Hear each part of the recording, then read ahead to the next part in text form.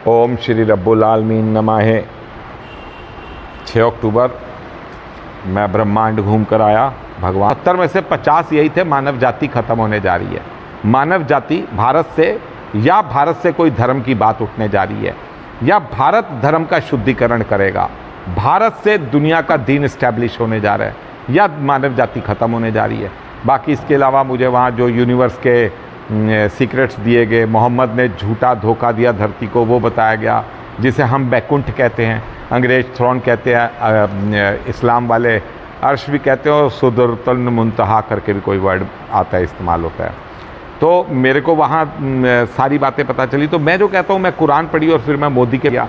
कुरान पढ़ के मैं गणना कर रहा हूँ कि इजराइल के ऊपर सबसे पहले न्यूक्लियर वॉर होगी, सबसे पहले इजराइल ख़त्म होगा न्यूक्लियर अटैक से। उसके बाद दुनिया चाहे 10 साल में ख़त्म हो, चाहे 100 साल में, चाहे 1 साल में, चाहे 1 दिन में, इजराइल सबसे पहले ख़त्म होगा कुरान की गणना के मुताबिक।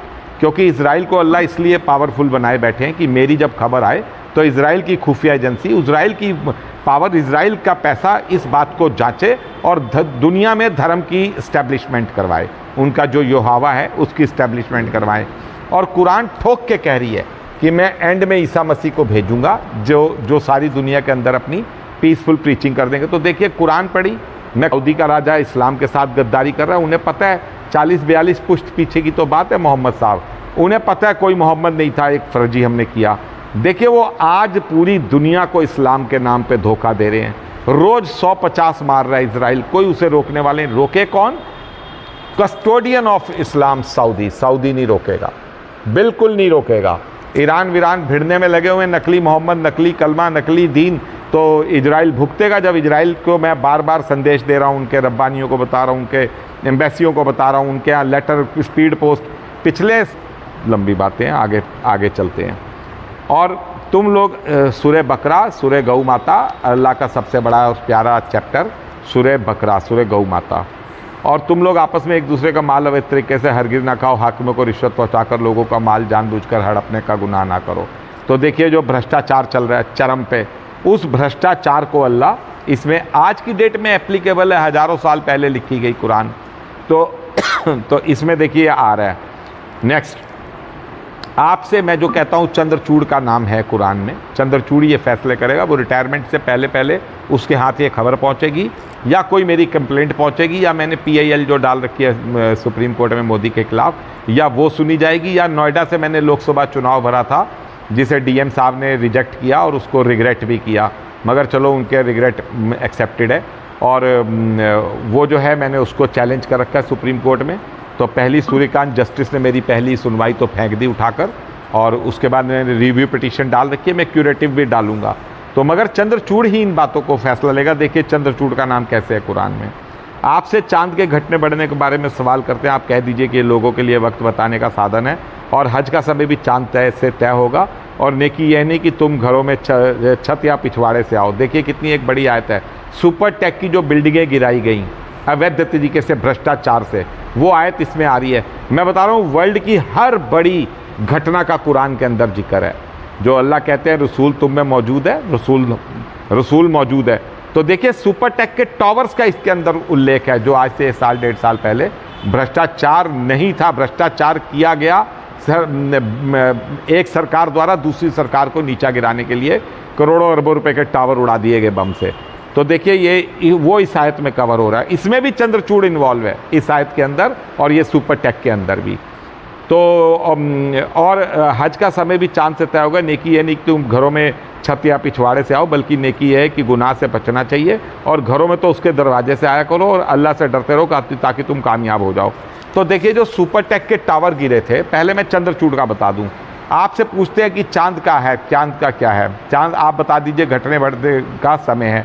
तो देखिए, जो मैं कहता हूँ चंद्रचूड़, कभी प्रो मोदी, कभी एंटी मोदी, कभी प्रो मोदी, कभी एंटी मोदी, ये अपना चल रहा है। इसका अपना जैसे भी अपना जो भी इसको कहा जाए, अपना जुगाड़ सेटिंग।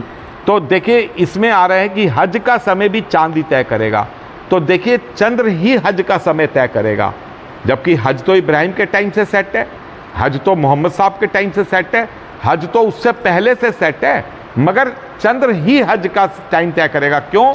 मेरी जो एक नई पिटीशन डली हुई है, PIL डली हुई है कि इस्लाम के खिलाफ लिखी हुई कुरान है, सऊदी अरब ने धोखा दिया, कुरान कुछ और बातें बता रही है, कुरान सनातन धर्म की किताब है। तो ये बातें जब सुप्रीम कोर्ट में सुनी जाएगी, चंद्रचूड़ इस पिटीशन को मेरी 22,512/SC ब्रैकेट में E/PIL/2023, ये जब मेरी PIL सुनी जाएगी, चंद्रचूड़ इसको टेकअप लिस्टिंग में आएगा वो अल्लाह करेंगे कैसे मुझे नहीं पता। तो ये बातें, इस्लाम क्या है, एक नई डेफिनेशन आएगी और उस डेफिनेशन के तहत इस्लाम भारत से एक उदय होगा। जो चलिए खैर आगे चलते हैं। जो नेक्स्ट, जो तुमसे लड़ाई करते हैं तुम भी अल्लाह की राह में उनसे लड़ो और ज्यादती ना करो, अल्लाह हद से आगे बढ़ने वालों को पसंद नहीं करता।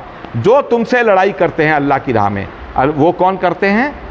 वो करते हैं इस्लाम वाले, सनातन धर्मियों से, क्रिश्चियन से, सरदारों से, जैनियों से, हर जगह उनको तंग करेंगे करेंगे और पता नहीं फालतू का क्या क्या।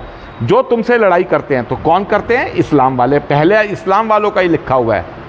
अल्लाह, इतनी सुंदर आयतें आ रही हैं, मैं भटक जाता हूँ, फिर नई नई बातें दिमाग में आ जाती हैं। जो तुमसे लड़ाई करते हैं, तो लड़ाई कौन करता है? सनातन धर्मी करते हैं, वही करते हैं आके लड़ाई। ये तो रिवर्ट में करते हैं जवाब में, तुम भी अल्लाह की राह में उनसे लड़ो। अब आपके पास मटेरियल आ रहा है, सनातन धर्मियों के पास मटेरियल आ रहा है, नकली कलमा, नकली दीन, नकली मोहम्मद, नकली दाढ़ी, तो तुम भी अल्लाह की राह में उनसे लड़ो।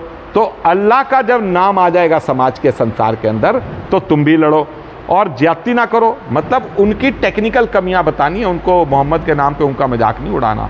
और अल्लाह हद से आगे बढ़ने वालों को पसंद नहीं करता, इसीलिए कहा जा रहा है सनातन धर्मियों को कि हद से आगे मत बढ़ना। ठीक है, इनकी गलती है, इनको सऊदी ने धोखा दिया, कोई बड़ी बात तो है नहीं, सऊदी का धोखा खुल जाएगा। और ऐसे लड़ाई करने वालों को जहां पाओ मार दो, और उन्होंने जहां से तुम्हें निकाला तुम भी उन्हें वहां से निकाल दो। देखो क्या कमाल की बात है, मार दो, पहले मार दो तो फिर निकाल दो, किस बात का आ रहा है? जो मैं बार बार कहता हूँ, कुरान के अंदर जहां भी मार दो आयत आ रही है, उसके बाद यहां तक लिखा हुआ है फिर इज्जत से उसको उसके घर छोड़ाओ। अरे भैया, जब गर्दनें उड़ा दो, मार ही दिया, मार दो, तो उसके बाद अल्लाह ये क्या लिखते हैं कि जहां से उन्होंने निकाला वहां से तुम भी निकाल दो। तो ऐसे लड़ाई करने वालों को जहां पाओ मार दो, मतलब बोल दो भैया तुम्हारा मोहम्मद वाला सिस्टम ही झूठा है, तुम्हारा दीन झूठा है। फिर उन्होंने जहां से तुम्हें निकाला तुम भी उन्हें वहां से निकाल दो। ये इस्लाम वाले कहते हैं जी तुम अल्लाह वाले हो ही नहीं, तुम अल्लाह वाले हो ही नहीं। तो अब आप कहो कि भैया तुम मोहम्मद वाले हो, तुम अल्लाह वाले नहीं हो। इसीलिए अल्लाह कह रहे हैं जहां से उन्हें तुम्हें निकाला, मतलब अल्लाह वाले हमें उसमें से डीम्ड मानते हैं ना कि अल्लाह वाले नहीं है, तो अब तुम कहो कि तुम अल्लाह वाले नहीं हो, तुम मोहम्मद वाले हो। और फितना करना कत्ल से ज़्यादा खराब है। जो मैं कहता हूँ फितना तो बहुत बड़ी, फितना का मैं पहले भी बता चुका हूँ। जैसे मेरी और सुरेंद्र की लड़ाई हुई, सुरेंद्र ने मेरा मारा एक, मैंने सुरेंद्र का मारा, फिर सुरेंद्र ने मेरे 4 मारे, मैंने सुरेंद्र के 4 मारे। 100 साल तक हमारे 70-80 मर गए, सुरेंद्र के 50-60 मर गए, एक ही परिवार में। मगर ये फितना जैसे आशाराम बापू वाले हुए तो लिए लठ आश्रम में गोलियां, राम रहीम वाले हुए लिए लठ आश्रम में गोलियां, शिया वाले हुए, सुन्नी वाले हुए, कादियानी वाले हो गए, फलाने हो गए, बरेलवी हो गए, देवबंदी हो गए, वो हो गए, राम रहीम के इसके हो गए, उसके गुट के हो गए, मारो गोलियां चलाओ, एक आश्रम दूसरे आश्रम। फितना इसलिए अल्लाह कह रहे हैं कि सरदार गुरु नानक आए, एक पंथ बना तो अब वो तोड़ दो इनके मंदिर, रंग दो कनाडा, तोड़ दो ऑस्ट्रेलिया के मंदिर, कर दो। फिर वो क्या है, वो हो गए गुरु नानक वाले, और वो तलवारें निकाल कर आओ राम वालो तुम देखो। फिर एक हो गए ये। तो फितना इसलिए अल्लाह कह रहे हैं, अब के मोहम्मद वाले हो गए, अब के जैन वाले हो गए, अब के सरदार वाले हो गए। फितना इसलिए अल्लाह कह रहे हैं, फितना करना कत्ल से ज़्यादा गुनाह है। क्यों? कत्ल में तो आपस में मरते हैं 2, 4, 10, फितने में मरते हैं एक दिन में 10-20 हज़ार, 10 दिन में। अब जो ये फितना ही तो चल रहा है अरब में, जो चल रहा है, यमन, सीरिया सारा। तो और उनसे मस्जिद हराम के पास ना लड़ना जब तक वह तुमसे उस जगह ना लड़ें। हाँ, काबा जैसे मैं सर्टिफाइड कर रहा हूँ, काबा को सब ने सर्टिफाइड करना है, काबा के लिए कुछ नहीं कहना किसी ने। काबा बिल्कुल अल्लाह का घर। फिर भी अगर वह मस्जिद वाली मस्जिद में तुमसे मार काट करे तो तुम भी उन्हें कत्ल करो। इंकारी लोगों की ऐसी गत बननी चाहिए। तो फिर भी अगर ये आपसे लड़ें और कुछ ऐसा कहें तो फिर आप इनसे वहाँ पर भी लड़ो। तो इंकारी लोगों की ऐसी गत बननी चाहिए। तो देखिए, इंकारी लोगों की ऐसी ही गत बननी चाहिए। तो वो सीधा सीधा इस्लाम पे जा रही है, कोई भी समझेगा। तो आपको और भी इसमें जो है सऊदी अरब का जो मैं धोखा बता ही चुका हूँ कि सऊदी अरब धोखा दे रहा है।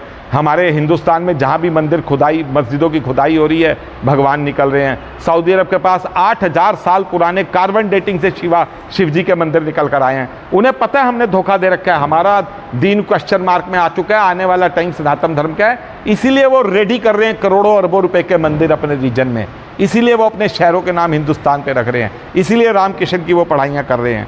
तो देखिए ये बहुत बातें आएंगी सामने, मैं आपको आगे कुरान की और आयतें बताऊँगा। सब सुखी रहें।